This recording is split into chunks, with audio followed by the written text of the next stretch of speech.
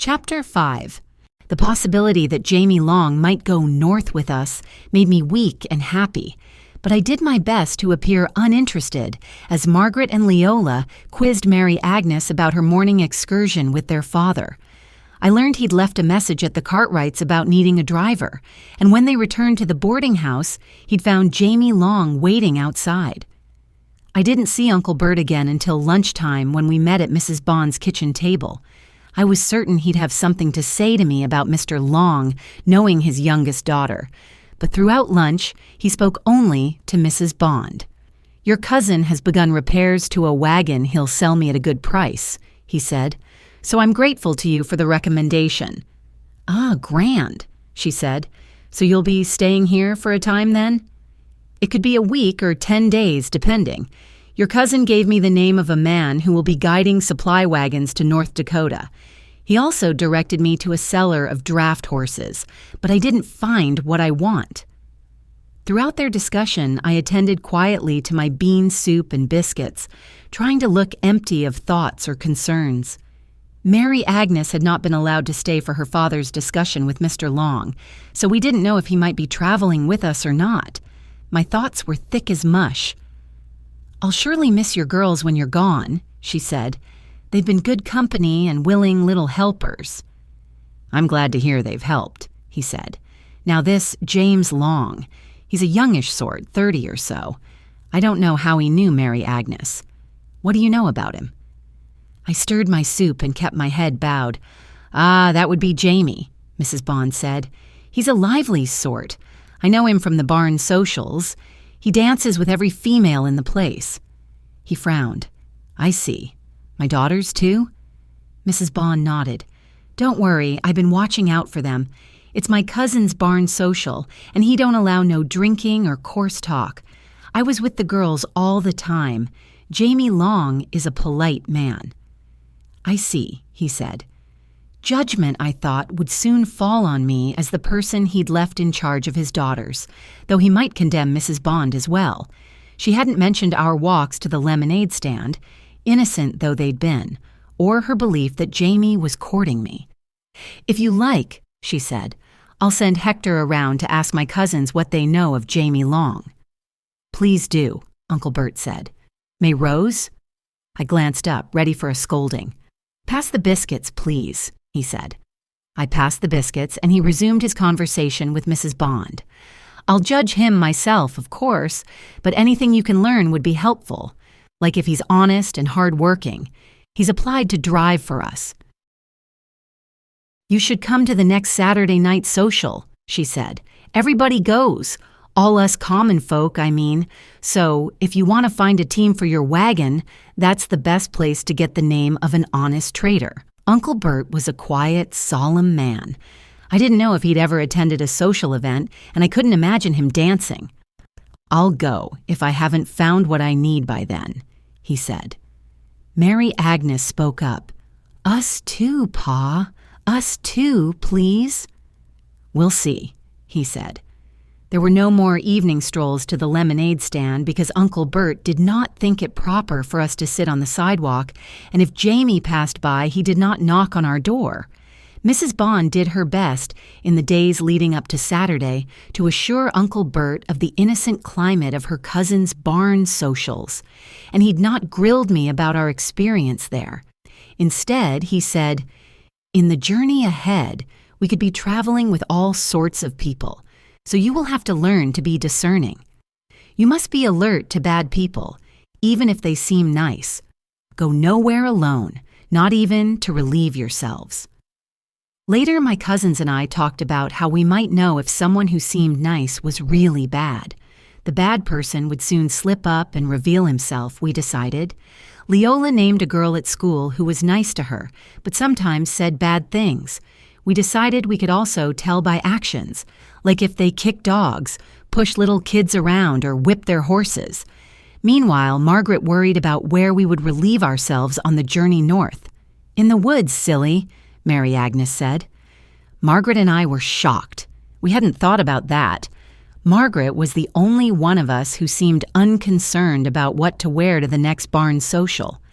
I dug into our trunks in search for something that could be hemmed up, because Leola and Mary Agnes were straining the seams of their dresses. I intended to wear the dress I'd worn before, my blue calico. "It doesn't matter what you wear," Margaret said. "You'll have the most partners anyway, and you'll have him." Though she was 4 years younger, Margaret and I were now the same size. I tossed the blue calico toward her. "Here, wear it if you like." "I don't want it," she said. Margaret and I worked together on alterations for Leola's and Mary Agnes's dresses, but I could tell she was angry. I didn't care about having many dance partners. I cared only about one. Maybe she cared about him too. At Mrs. Bond's request, Hector had asked their cousins about Jamie Long, and they'd confirmed what he'd told us. He worked somewhere on the river docks, and he'd only recently appeared at the barn socials.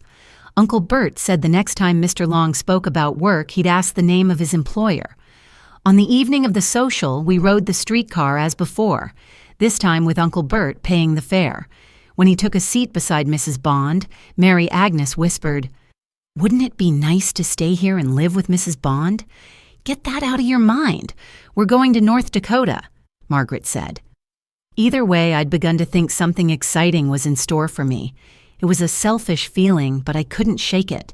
The band was playing a waltz when we entered the barn, and Hector immediately asked if he could dance with me. I looked at Uncle Bert. "Is it all right?" He nodded. Hector was a smooth dancer, and with his guidance, I was soon enjoying myself. We were in the middle of the room when the waltz music came to an end. "Let's dance the next," Hector said. The floor was still crowded with couples waiting for the music to resume. I could see over Hector's head, but I couldn't see Uncle Bert anywhere. I saw my cousins, though, standing near the open doors with Mrs. Bond. I was about to say we should return to my family when Jamie appeared beside us. "Miss May Rose," he said. "May I have this dance?" Soon we were together, as I'd dreamed, one of his large hands enclosing mine, the other at my waist. We danced on the opposite side of the room from where my family stood, and maybe he purposely kept me there. The dance wasn't a waltz, but a two-step. I stumbled through it, at times falling against him. After that, the fiddlers played a polka, and though most of the dancers rotated around the room, again he kept us on the far side of the room. When the band played an introduction to "Skip to My Lou," Jamie said, "It's a reel." We took our places in line and smiled at each other across the space. Hector stood opposite Leola.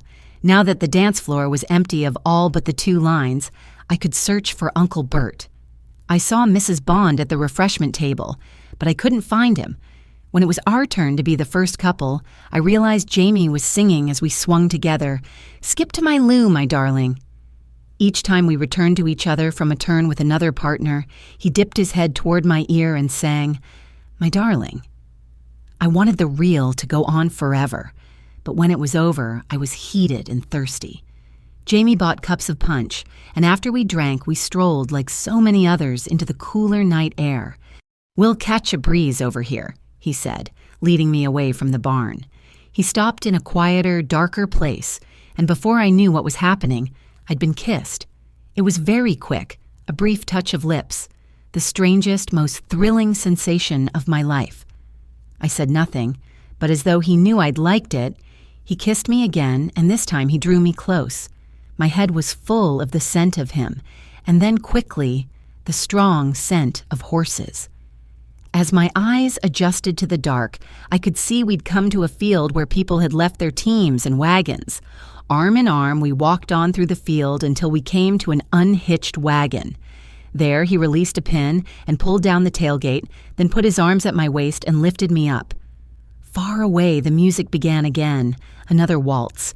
Jamie sat on the tailgate beside me and slipped his arm around my waist. We sat that way, listening to the music, our legs dangling, Jamie humming softly. I let him touch my face and kiss my eyelids, and I let him hug me close. After a while, he lay back, scooting into the wagon bed. "Look at the stars," he said, so I lay back too. His hand reached for mine and laid it over his thumping heart. Then he turned on his side and laid his hand on my heart. "I never want to leave you," he said, the words I wanted to hear. I didn't resist what happened next, for it seemed destined to be a wonderful thing, the revealing of our bodies, more kissing and incredible closeness. Then there were men's voices, and we stopped and lay very still, clinging to each other in the hard bed of that wagon. Dark shapes appeared nearby, people coming to collect their wagons, I supposed. Quietly, we attempted to adjust our clothing. The shapes stopped between our wagon and the next, lifting their lanterns, illuminating a team of draft horses. "This is what you want," a man said. "I like the price." That voice belonged to my uncle. "I'll have to look at them tomorrow in the light," he said. As the men turned around, their lanterns swung over our wagon. Please don't look, I thought. But they did. A man laughed, then my uncle's voice exploded in the quiet night. "What's this? May Rose, what?" I've tried to forget what happened next, my uncle shouting for the other man to go away, pulling me from the wagon, then jumping into it, striking Jamie. "We're going to be married," I shouted. It was what Jamie had meant, wasn't it? When he'd said he'd never leave me? I waited to hear him say it was true, but the only sounds were the grunts of Jamie and my uncle struggling in the wagon, and far away, the distant music and laughter. I had the silliest thought. My uncle would never allow me to dance again. Jamie jumped from the wagon and I seized his hand. "Don't you dare run off," Uncle Bert said. "He's not going to leave me," I said. "Jamie, tell him. Tell him we're going to be married." "Sure," Jamie mumbled. "We'll see about that," Uncle Bert said. "May Rose, get Mrs. Bond and your cousins and go back to the boarding house. Then I want you to talk in private to Mrs. Bond. Tell her everything that happened here tonight. Do you hear me? Everything. And you," he turned to Jamie, "if you try to run off, I'll send the law."